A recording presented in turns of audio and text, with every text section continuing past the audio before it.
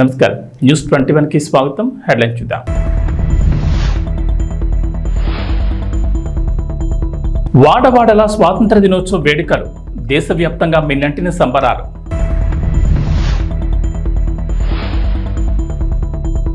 అర్హులైన రైతు రుణమాఫీ కాలేని వారికి గుడ్ న్యూస్ చెప్పిన సీఎం రేవంత్. అలాంటి వారికి కూడా రైతు రుణమాఫీ వర్తించేలా చర్యలు.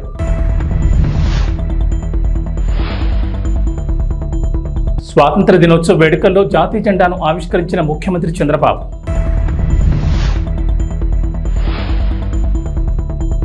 జగన్ ఆస్తుల కేసులో కీలక పరిణామం, విచారణ నుంచి తప్పుకున్న జస్టిస్ సంజయ్ కుమార్. 2 శతాబ్దాల పాటు ప్రజలను హింసిస్తూ పన్నుల భారం వేసి జాత్యహంకారంతో సాగిన బ్రిటిష్ పాలనకు ఆగస్టు 15, 1947లో ముగింపు పలికారు భారతీయులు.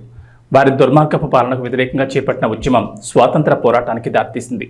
1857 తిరుగుబాటుతో ఈ స్వాతంత్ర పోరాటం తీవ్ర రూపం దాల్చింది. ఈ సిపాయిల తిరుగుబాటు బ్రిటిష్ ఈస్ట్ ఇండియా కంపెనీ పునాదులను కదిలించింది. భారత పరిపాలనలో బ్రిటిష్ వారి అసమర్థతను ఇది బహిర్గతం చేసింది. అనేక మలుపులు తిరిగి చివరికి ఎన్నో ఉద్యమాలు, వేలాది మంది ప్రాణాలను బలిదానంతో దేశానికి స్వాతంత్రం సిద్ధించింది. నాటి ప్రధాని నెహ్రూ దార్శనికత ఫలితంగానే దేశం ఈ స్థాయిలో ఉందని తెలంగాణ సీఎం రేవంత్ రెడ్డి అన్నారు. ఆయన ప్రారంభించిన ప్రాజెక్టులను మనం ఇప్పుడు ఆధునిక దేవాలయాలుగా చెప్పుకుంటున్నామన్నారు. స్వాతంత్ర దినోత్సవం సందర్భంగా గోల్కొండ కోటపై సీఎం రేవంత్ జాతీయ జెండాను ఆవిష్కరించారు. అనంతరం పోలీస్ సిబ్బంది నుంచి గౌరవవందనం స్వీకరించారు. ఆ తర్వాత తెలంగాణ ప్రజలను ఉద్దేశించి మాట్లాడిన సీఎం రేవంత్, నెహ్రూ సంస్కరణల వల్లే దేశం సస్యశ్యామలంగా ఉందన్నారు. BHEL, IDPL, మిథాని వంటి పరిశ్రమలను నెహ్రూ స్థాపించి దేశ ఆర్థికాభివృద్ధికి పునాదులు వేశారని గుర్తు చేశారు. మాజీ ప్రధానులు లాల్ బహదూర్ శాస్త్రి, ఇందిరాగాంధీ వ్యవసాయంలో నూతన విప్లవాలు తీసుకొచ్చారని కొనియాడారు. కాంగ్రెస్ దేశానికి చేసిన సేవలకు ఇవి కొన్ని ఉదాహరణలే అని చెప్పుకొచ్చారు. ప్రపంచ చరిత్రలోని అహింసని ఆయుధంగా మలిచేసిన మహాసంగ్రామం మన దేశ స్వాతంత్ర పోరాటం అన్నారు. ఇటీవల తాను అమెరికా పర్యటనలో భాగంగా ప్రపంచ బ్యాంక్ అధ్యక్షుడితో సమావేశమైనట్లు వెల్లడించారు. తక్కువ వడ్డీకే రుణాలు ఇచ్చేందుకు ప్రపంచ బ్యాంక్ అంగీకరించిందని తెలిపారు. గత బీఆర్ఎస్ ప్రభుత్వం మాదిరిగా అధిక వడ్డీలకు అప్పులు తెచ్చి ప్రజలను ఎత్తిన భారం వేయిపోమని తెలిపారు.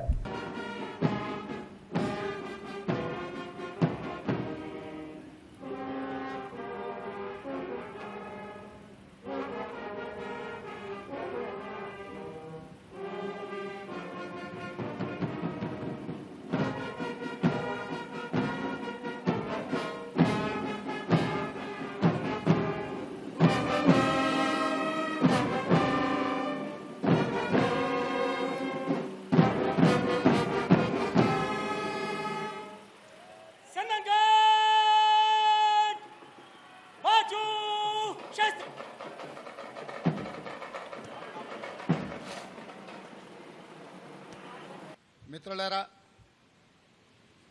భారతదేశ ప్రజలందరికీ స్వతంత్ర దినోత్సవ శుభాకాంక్షలు. బ్రిటిష్ బానిస సంఖ్యలు తెంచి స్వేచ్ఛావాయువులు పీల్చుకునే ఈరోజు మనందరికీ పర్వదినం. మన దేశ అస్తిత్వాన్ని, ఆత్మగౌరవాన్ని మువ్వన్నెల జెండాగా సగర్వంగా ఎగరేసిన ఈరోజు దేశ చరిత్రలో సువర్ణ అక్షరాలతో లిఖించదగ్గ రోజు. ఈరోజు మనం అనుభవిస్తున్న స్వేచ్ఛ, స్వాతంత్రం ఎందరో మహనీయుల త్యాగ ఫలం, సుదీర్ఘ పోరాట ఫలితం, అనేక ప్రాణ త్యాగాలు, అనేక జీవిత త్యాగాల ఫలితం ఈ స్వాతంత్రం. ఎందరో మహామౌల త్యాగాల వెలకట్టలేని బహుమతి ఈ స్వాతంత్రం. అటువంటి మహనీయులందరికీ శిరస్సు వంచి వినమ్రంగా నమస్కరిస్తున్నాను. వారి త్యాగాలను స్మరిస్తూ తెలంగాణ రాష్ట్ర ప్రజల తరఫున వారందరికీ కృతజ్ఞతలు తెలియజేస్తున్నాను. పోరాటం అంటే ఘర్షణ, యుద్ధం, హింస. కానీ ప్రపంచ చరిత్రలోనే ఆయుధం లేని యుద్ధాన్ని మన స్వతంత్ర పోరాటం, అహింసనే ఆయుధంగా మలిచి చేసిన మహాసంగ్రామం మన స్వతంత్ర సంగ్రామం.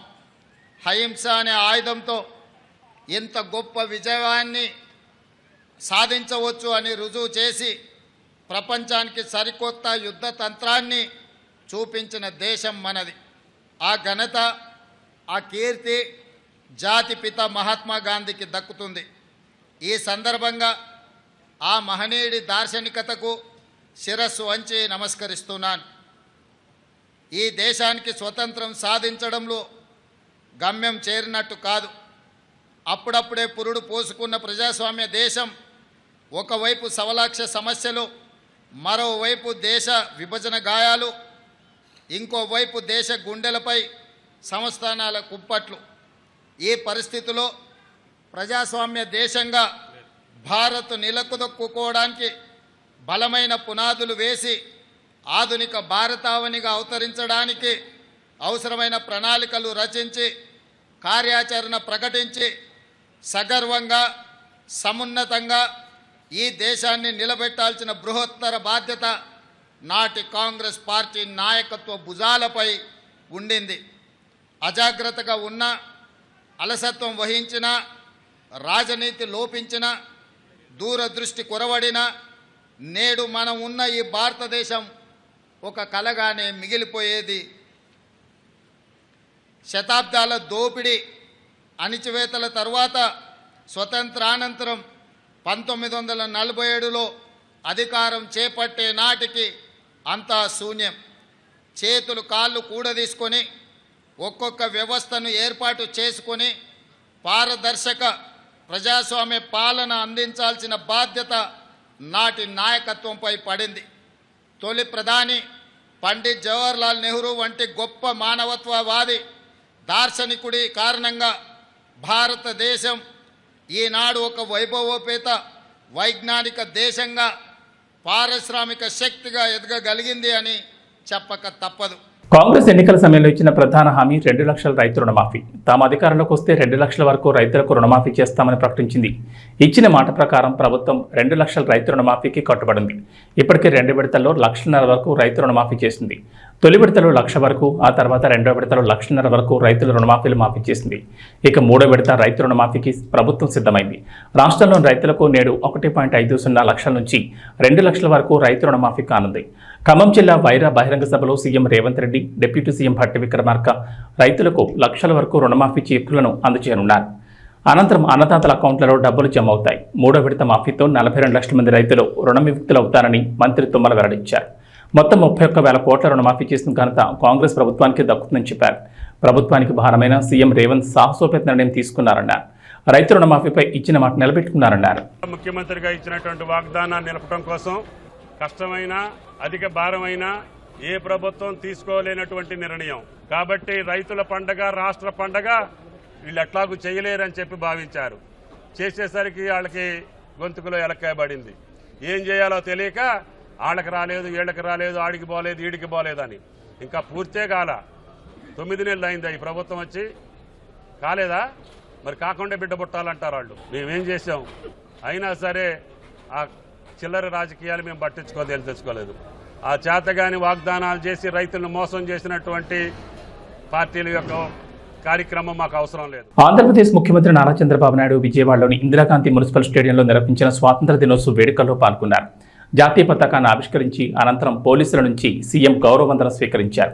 గత ప్రభుత్వం 5 ఏళ్ల పాలనలో దెబ్బతిన్న ఆంధ్రప్రదేశ్ బ్రాండ్ను తిరిగి పొందేందుకు చర్యలు తీసుకుంటామన్నారు. చంద్రబాబు గత 5 ఏళ్లుగా రాష్ట్రంలో ప్రజలు కోల్పోయిన స్వేచ్ఛను అందించేందుకు కట్టుబడున్నామని, ప్రజలకు ఉపయోగపడే విధానాలు రూపొందిస్తున్నామని అన్నారు.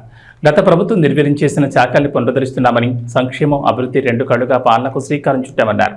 100 రోజుల ప్రణాళిక టార్గెట్గా అన్ని శాఖల్లో సమీక్షలు చేస్తున్నామన్నారు.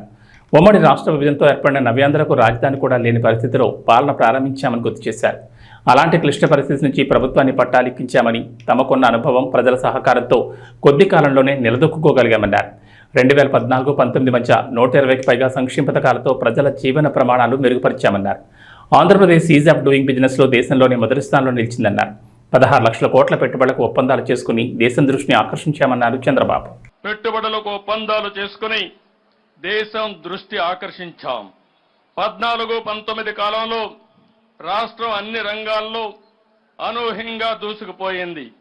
దేశంలో నాడు ఆంధ్రప్రదేశ్ ఒక పెద్ద బ్రాండ్గా ఆవిష్కృతమైంది. రాజధాని లేని రాష్ట్రం అని బాధపడుతూ కూర్చోలేదు. క్రైసిస్ నుంచి ఆపర్చునిటీ ఎదుర్కొన్నాం. ఆ క్రమంలో రాష్ట్రానికి నడిబొడ్డుగా ఉండే అమరావతి ప్రాంతంలో దేశం గర్వించే రాజధానికి శంకుస్థాపన చేసుకున్నాం. ప్రజల సహకారంతో 34,000 ఎకరాల భూసేకరణ చేసి ప్రపంచం చర్చించుకునే డిజైన్లతో సంపద సృష్టించే రాజధాని నిర్మాణాన్ని మొదలుపెట్టాం. మనది వ్యవసాయ ఆధార రాష్ట్రం.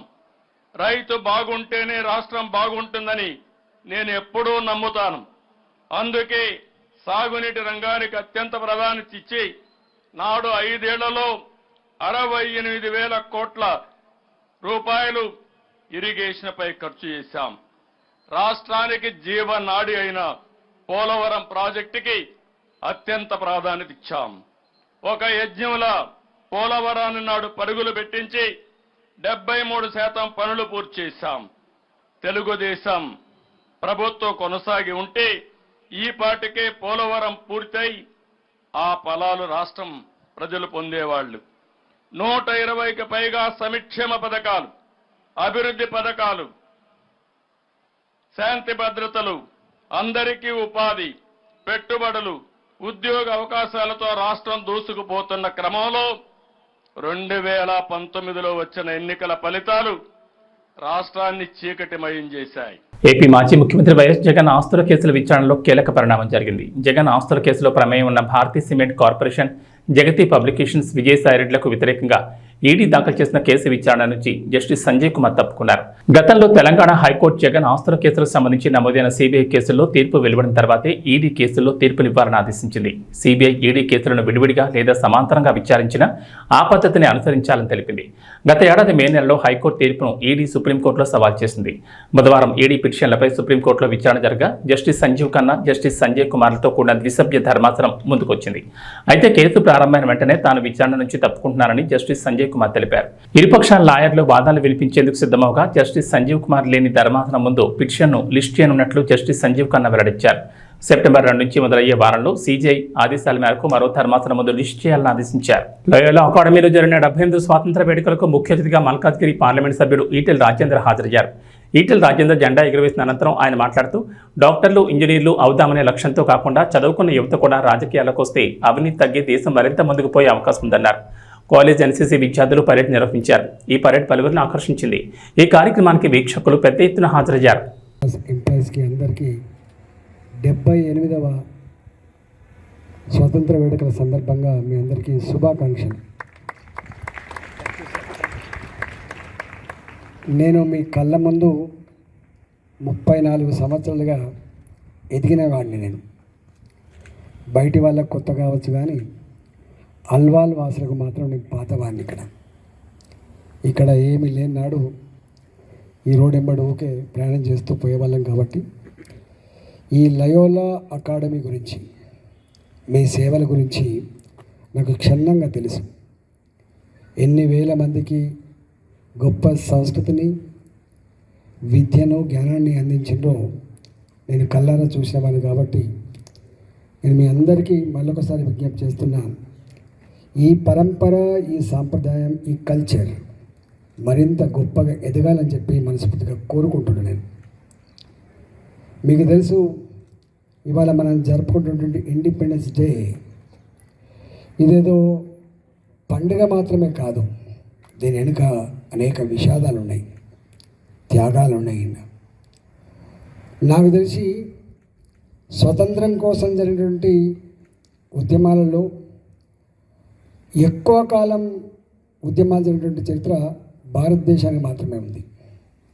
మొఘలాయుల కాలం నుంచి మొదలుపెట్టి బ్రిటిషర్స్ వరకు వందల సంవత్సరాల కాలం పాటు మాకు స్వతంత్రం కావాలి, మేము పరిపాలించుకున్నటువంటి సత్తా రావాలని చెప్పి ఎన్ని 100,000 మంది తమ అమూల్యమైన ప్రాణాలను ఈ దేశ విముక్తి కోసం దారబోసిండ్రో అవన్నీ ఇవాళ మరణం వేసుకొని స్ట్రక్చర్ ఉన్నది. లక్షలాది మంది జైళ్ళల్లో మగ్గి చివరికి బయటికి రాక శవాలుగా మారిపోయినటువంటి సందర్భాన్ని మనం చూసినాం. అందువల్ల త్యాగాల పునాదుల మీద ఏర్పడ్డ ఈ భారతదేశ స్వతంత్రం, ఇవాళ మనం అనుభవిస్తున్న స్వేచ్ఛ, మనం అనుభవిస్తున్న స్వతంత్రం, అది అంతమంది త్యాగదనుల పుణ్యం వల్ల అనుభవిస్తున్నది తప్ప ఇదేదో ఊరికే వచ్చింది కాదనే విషయం మనం మర్చిపోవద్దు. గుంటూరు జిల్లా పొన్నూరులో రిటైర్డ్ ఆర్మీ వెల్ఫేర్ అసోసియేషన్ ఏర్పాటు చేసిన 78వ స్వాతంత్ర దినోత్సవ వేడుకల్లో పొన్నూరు ఎమ్మెల్యే ధూళిపాటి నరేంద్ర కుమార్ పాల్గొన్నారు. ఈ సందర్భంగా మాట్లాడుతూ దేశానికి సైనికులకు చేసిన సేవతో పోల్చుకుంటే మేము చేసే సేవ చాలా చిన్నదన్నారు. దేశం కోసం పోరాడిన ఆర్మీ సైనికులు పదవి విరమణ అనంతరం ఆర్మీ కుటుంబాల కోసం అసోసియేషన్ ఏర్పాటు చేసి ఆయా కుటుంబాలకు అండగా నిలవడం అభినందనీయమన్నారు. రిటైర్డ్ సైనికులకు ప్రభుత్వం నుంచి అందాల్సిన సంక్షేమ పథకాలు బెనిఫిట్స్లను ప్రభుత్వంతో మాట్లాడి అవి అందే విధంగా చూస్తానని ఈ సందర్భంగా పట్టణంలోని మున్సిపల్ కార్యాలయం, ఉర్దూ స్కూల్, ఆటో యూనియన్ ఆధ్వర్యంలో చేబ్రోలు మండలంలోని పలు ప్రభుత్వ కార్యాలయాల్లో ఏర్పాటు చేసిన స్వాతంత్ర దినోత్సవ వేడుకల్లో పాల్గొన్నారు.